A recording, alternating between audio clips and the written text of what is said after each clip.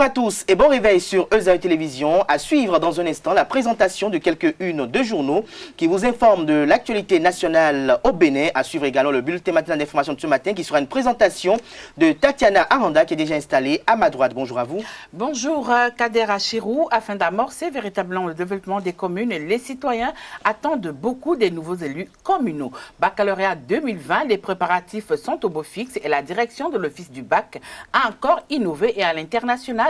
La Chine va adopter son code civil le vendredi prochain. Kader. Dans le débat avec Carles Kitome et bien évidemment vous, Tatiana Aranda, nous essaierons de commenter un peu l'installation des conseils communaux qui démarrent demain sur toute l'étendue du territoire national. Les communes du département de l'Ouémé seront installées à compter de demain jeudi jusqu'au 3 juin prochain. Carles Kitome est déjà installé d'ailleurs à cet effet sur ce plateau. Il est installé à ma gauche. Bonjour à vous.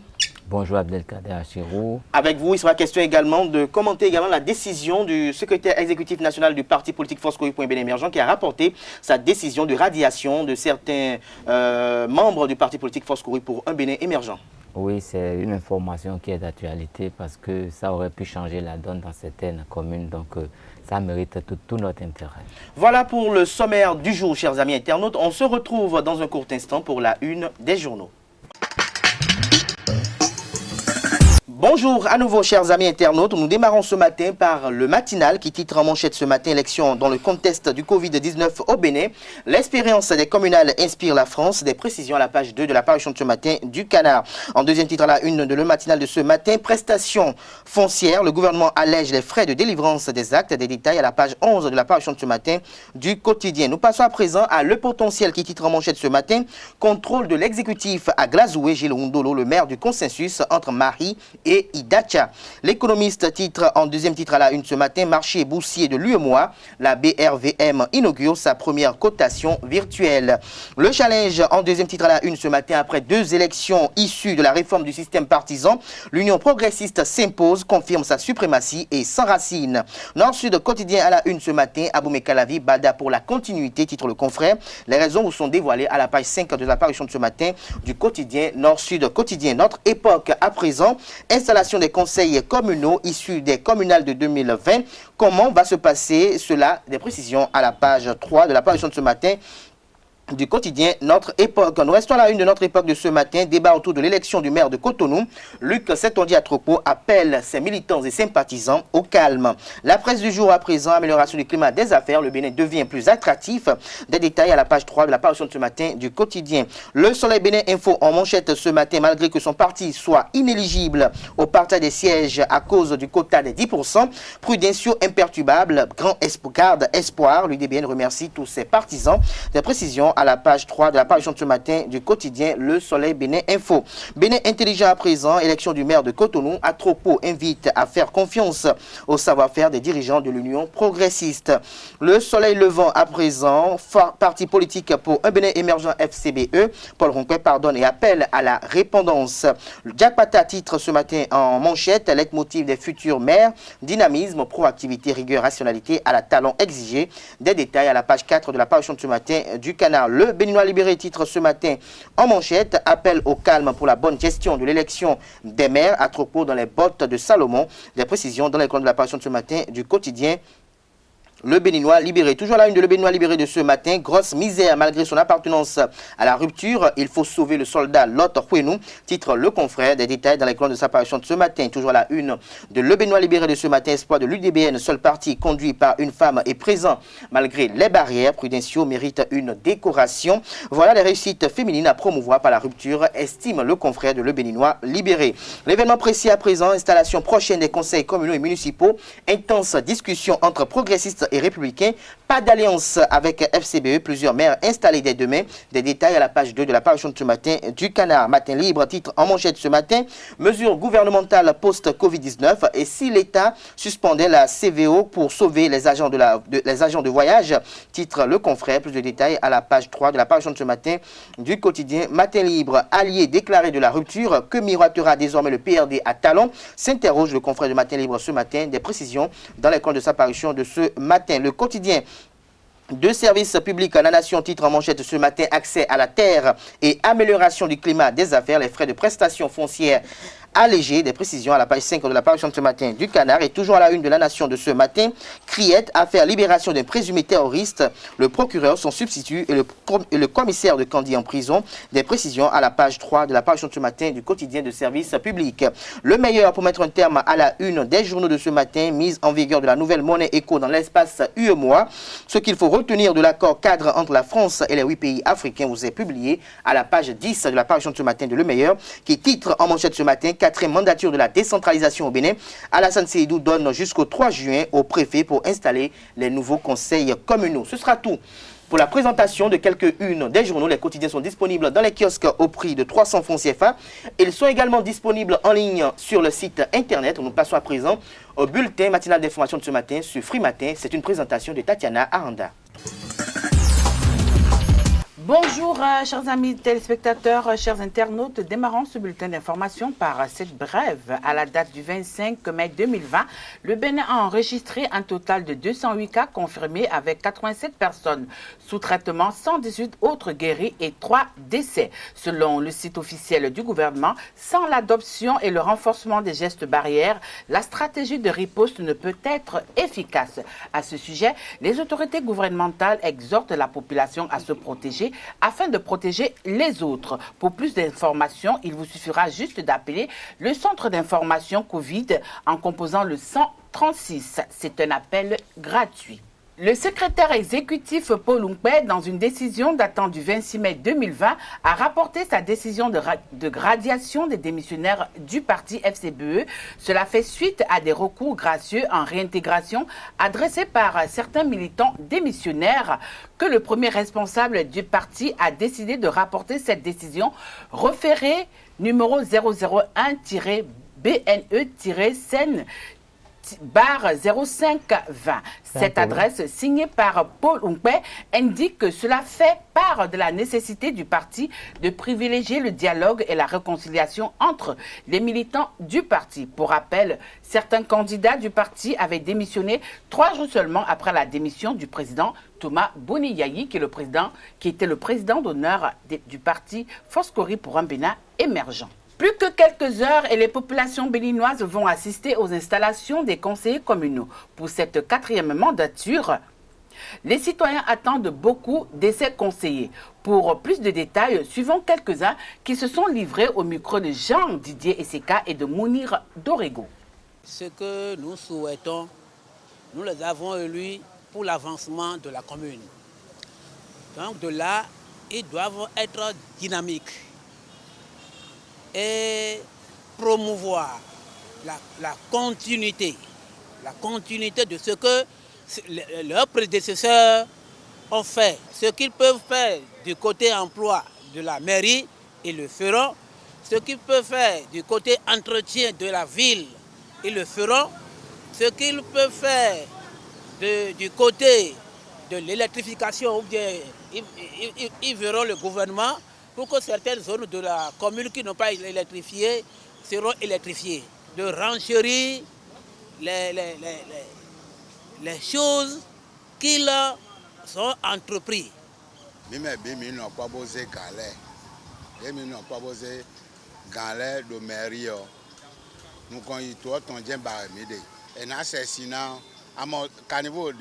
Nous avons élu les conseillers communaux pour l'évolution du pays.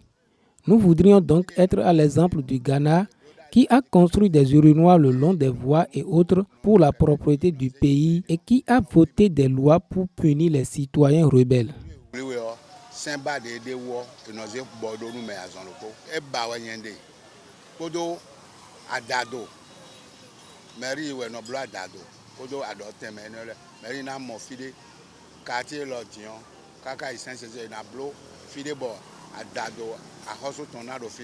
En ce qui concerne les travaux que les nouveaux conseils feront pour l'évolution de la ville de Cotonou, par exemple, voilà les caniveaux de Cotonou. Il y a des ordures dans la partie, on jette l'eau, même si quelqu'un ramasse, balaye la maison, il jette les ordures dans le caniveau. Donc ce qu'il faut faire, c'est de donner l'autorisation aux policiers municipaux pour qu'ils veillent à ceux qui font, aussi aux mauvais citoyens qui font ces gestes. Vous voyez. Et faire aussi de la sorte qu'on balaye la ville de façon régulière. et les ampoules, les feux tricolores. Parce que c'est une chose qui cause d'accidents. Parce que voilà, si nous restons dans la ville de Cotonou, sur 100 feux tricolores, il n'y a que 10 qui travaillent. Alors l'homme est là, va ça. Khatogan, d'autres gars là, ça tombe ouais. Voilà les blodo ouais. Bon nous délégués de Khademe, mais de partir dans arrondissement de nous aidons Gualona. Et c'est moi ça de ouais Togan de ouais. Nous demandons aux nouveaux élus de travailler en commun accord avec le président. Que ceux qui ne veulent pas travailler soient remplacés pour aider le président et les autres autorités pour l'évolution du Bénin.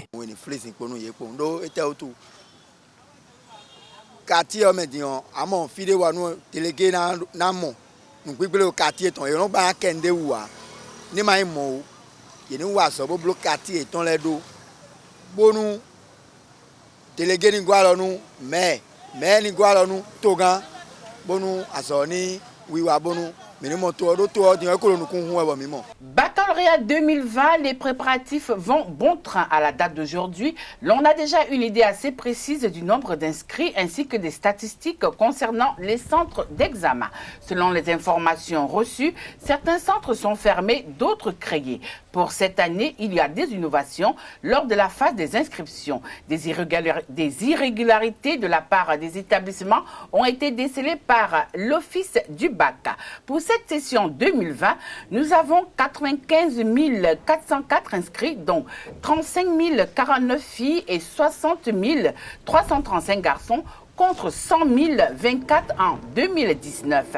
135 centres retenus contre 142 en 2019, dont 107 centres fermés et 2 nouveaux centres créés. Parmi les centres fermés, nous pouvons citer le lycée technique de Natitengu, le collège catholique Notre-Dame de Kwekame, le CEG adjacent de Porte-Nouveau, le CEG littoral, pour ne citer que cela. Les nouveaux centres, le CEG Weto d'Agbomey-Calavi. Comme innovation, les inscriptions en ligne ont été faites pour les candidats libres et l'enrôlement des candidats officiels avec leur numéro matricule Éduc Master. Parlons culture à présent, le FITEB 2020 aura-t-il lieu? Les dettes de l'édition 2018 et les querelles s'en sont suivies et ont poussé l'autorité ministérielle à repenser ce grand rendez-vous du théâtre par des réformes. La nature des réformes et l'initiative étaient prises par le ministre Jean-Michel Abimbola. Réunis au sein de la FENAT, entendez Fédération nationale de théâtre, les acteurs du théâtre se sont retrouvés hier mardi 26 mai 2020 pour faire le point des démarches et s'entendre sur les propositions à soumettre au ministre de la Culture. Carles Kitome pour le récit. Les membres de l'initiative Sauvons le FITEB se sont donné rendez-vous ce matin pour faire le point des démarches menées par ce creuset depuis sa mise sur pied il y a de cela 2 semaines. Voilà, c'est des personnes qui épousent entièrement notre idée et ils étaient partants. Ils nous ont soutenus, ils ont été d'accord de nous venir en aide. Ils ont essayé quand même de souligner les problèmes qui se posent au niveau du FITEB, parce que c'est d'abord nous, acteurs culturels, ça a été clair entre nous. Et eux aussi, certains directeurs ont reconnu quand même contribuer à ce qui se passe aujourd'hui. Au cours de cette séance, les acteurs ont rappelé les décisions ministérielles et les circonstances qui ont conduit à la création de ce creuset. Le FITEB ne sera pas plus dirigé par un directeur, mais un manager qui sera nommé par le ministre. La troisième chose, c'est que il y aura un conseil artistique. Il a toujours existé un conseil artistique dans la OF du FITEB. Mais eux autres, ils veulent un conseil artistique qui sera, comment dirais-je, de l'artistique et qui n'aura pas une durée de 6 mois comme dans les tests du FITEB. C'est un conseil artistique qui va rester là. Peut-être ils peuvent avoir un mandat de 3 ans, 4 ans, je ne sais pas. Parce que, disent-ils, c'est l'État qui est le pourvoyeur, le premier pourvoyeur. c'est l'État qui met plus d'argent. Et deuxième argument, vous ne vous entendez pas. Quand on élit un directeur, tous les autres sont contre lui, si bien qu'il y a les querelles de personnes. Cette rencontre permet aux membres de s'accorder sur la position à adopter face à l'autorité ministérielle qu'ils rencontrent ce jour. Lors des échanges, le comédien professionnel Nicolas Ouenou-Didraovo est revenu sur les éléments qui créent la frustration en leur sein. Et j'ai tellement lutté dans ce pays pour que ceux-là qui ont des choses des à côté, et quand ils ont fini de travailler, ils pensent à nous, ne peuvent jamais me diriger. C'est pourquoi j'ai refusé les problèmes d'association rentrés dans les affaires. J'ai tout le temps refusé. Je ne m'interviens même pas dans ces genres de choses. Laissez le domaine aux acteurs. Et tout le temps, qui dans ce pays, nous allons rencontrer par rapport au FITEB qui va dire « Je ne suis pas quelque part membre, je n'ai pas contribué à ce qui se passe aujourd'hui au FITEB. » Qui? Je nous parle et je vous parle surtout à vous jeunes. Nous allons vous entraîner dans nos wagons par des arguments, par des choses qui ne tiennent pas du tout la route, pour vous tourner, pour vous tordre le cou, c'est-à-dire pour vous empêcher de voir loin. Parce que longtemps, nous avons tout fait pour penser au présent sans penser au futur. Dans que ça soit au niveau du FITEB que ce soit au niveau du FITEB que le secteur entier. On ne pense qu'à son présent, on ne pense qu'à son ami, on ne pense que telle personne, même si on vous appelle pour dire ce que vous voulez faire là, c'est mauvais, essayez. Nous avons peut-être été tous à l'école jusqu'en classe de CM1, où on s'est fait la rédaction, poser toujours le problème, chercher de façon globale les arguments qu'il faut pour comprendre. Si je dis oui aujourd'hui, qu'est-ce que ça va m'apporter demain? Si je dis non aujourd'hui, qu'est-ce que ça va m'apporter demain? Parce que ce qui se passe, moi j'ai l'impression que on mène des luttes de personnes et on laisse à côté, on laisse complètement ce qui peut nous apporter quelque chose de très positif, qui peut nous conduire loin. Et c'est ça qui est dommage. Terminons par cette brève à l'international. Depuis 3 ans, les législateurs chinois travaillent à rassembler les différents textes régissant la vie privée et la protection des droits de propriété. Après donc ce travail minutieux, le projet du Code civil devra être adopté le vendredi prochain à l'issue de la session annuelle du Parlement à Pékin. Le dit projet se penche sur l'épineuse question du divorce. Dans ce projet, le législateur a, semble-t-il, décidé d'avoir un grand cœur parce qu'il entend aussi sauver l'amour pour éviter les séparations jugées impulsives. Le texte impose aux ex-amants une période de refroidissement de 30 jours, un mois de délibération avant de se dire non devant le juge. Cette façon de procéder a déjà été expérimentée dans près de 118 tribunaux à Pékin. Précisons que le mariage homosexuel ne figure pas dans ce projet de code civil. Kader Achirou. Merci à vous, Tatiana Randa, pour cette présentation du bulletin matinal d'information de ce matin sur Free Matin. La grande édition du journal télévisé sur EZ Télévision est prévue pour 19 h. Ce sera une présentation de Billy Laibi. On se retrouve dans un instant avec Carles Kitome et Tatiana Randa pour le débat. Le débat sur Free Matin, Carles Kitome, Tatiana Randa, bonjour à nouveau. Bonjour, Kader Achiron. Alors, Carles Kitome, les conseils communaux seront installés à compter de demain. Le ministre de la décentralisation est ferme. Il faut que cela se déroule entre le 28 et le 3 juin prochain. Dites-nous, est-ce qu'il y aura des surprises auxquelles nous allons nous attendre en ce qui concerne l'installation des 10 conseils communaux?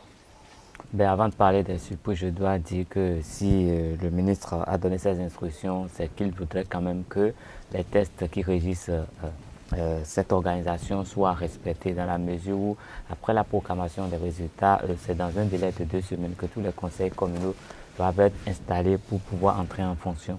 Et donc, je crois que cela est une bonne chose. Bon, maintenant, ce qui concerne les surprises,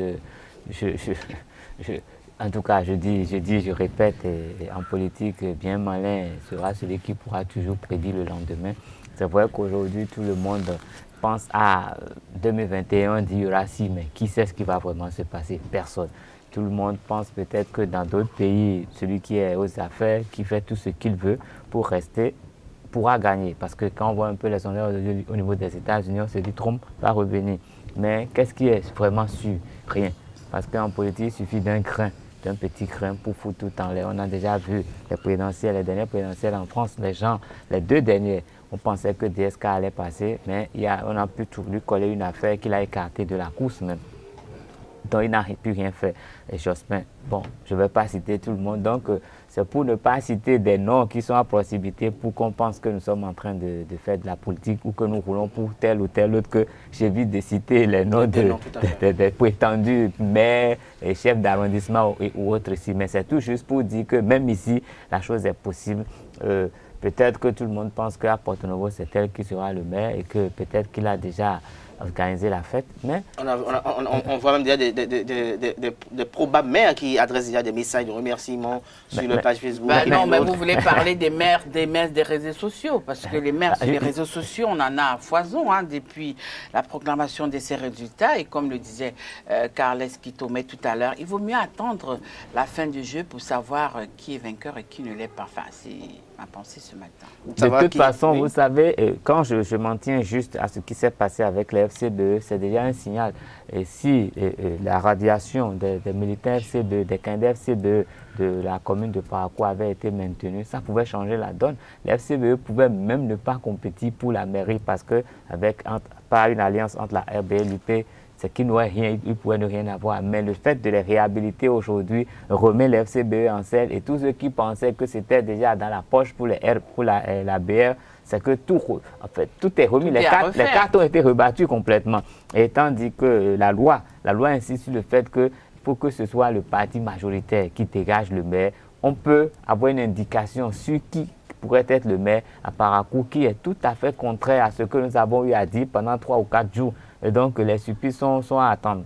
Et on ne sait pas encore dans quel parti on pourra radier des candidats, parce que les gens ont la possibilité de faire des choses juste pour respecter les alliances, dans un but. Parce que n'oubliez pas que le jeu aujourd'hui, c'est de préparer la présidentielle. Et c'est celui qui se positionne le mieux qui sera le mieux coté pour la présidentielle. Parce que n'oubliez pas qu'il faudrait que ces élus-là donne leur quitus à quelqu'un pour qu'il puisse être candidat. Et qui sait qui roule pour qui? Personne. Personne. Alors, Tatiana Randa, justement, parlant de cette décision de la force Corée pour émergence du secrétaire exécutif national, dites-nous, quelle interprétation pourrons-nous donner à cette décision quand on sait qu'il y a 3 jours avant, il a pris une décision pour radier les 10 militants et que 3 jours après, il rapporte sa décision? Est-ce que c'est en fonction des enjeux politiques qui y concourent? Non seulement c'est en fonction des enjeux politiques, mais moi, pour ma part, je crois que avant de prendre cette décision de radiation, il n'avait pas mesuré l'ampleur de cette décision. Peut-être qu'en prenant cette décision, il ne s'attendait pas encore à ce que, une fois les résultats proclamés, c'est ce à quoi nous assistons qu'on allait devoir faire face. Parce que, comme l'a dit Carl Kitome tout à l'heure, s'il n'avait pas réintégré ces militants, je crois que le parti serait en mal au niveau par exemple, de la municipalité de Cotonou. Donc pour moi, je crois que c'est une très bonne décision et que dans l'avenir, il vaudrait mieux ne pas prendre des décisions à la hâte comme ça sans pour autant réfléchir. Carles Kitome, très rapidement. Non, mais je peux dire que c'est des enjeux. En fait, tout ça, c'est le jeu des alliances. Parce que ces décisions arrangent forcément d'autres partis politiques et c'est peut-être un signal. On a la possibilité de faire telle chose pour que vous puissiez avoir telle. Et c'est un jeu de marchandage de toute façon. Donc le fait d'avoir l'idée de le faire, ça donne un signal, mais après il le rapporte parce que peut-être l'appel de pied n'a pas eu les résultats escomptés. Donc il revient maintenant, il va observer. De toute façon, à partir de demain, les conseils communaux seront installés et on ne sait pas ce qui peut se passer entre aujourd'hui et demain. Peut-être aussi que c'était une stratégie de la part du secrétaire exécutif national du parti FCBE.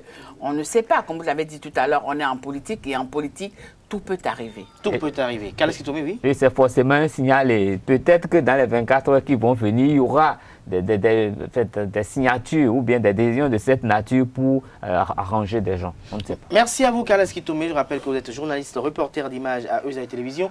Vous étiez face à la rédactrice en chef de Eusaïe Radio, Tatiana Aranda, chers amis internautes. Ainsi se referme Free Matin ce matin. Merci pour l'attention. Excellente journée à toutes et à tous en compagnie de nos programmes sur les www.eusaïetv.bg.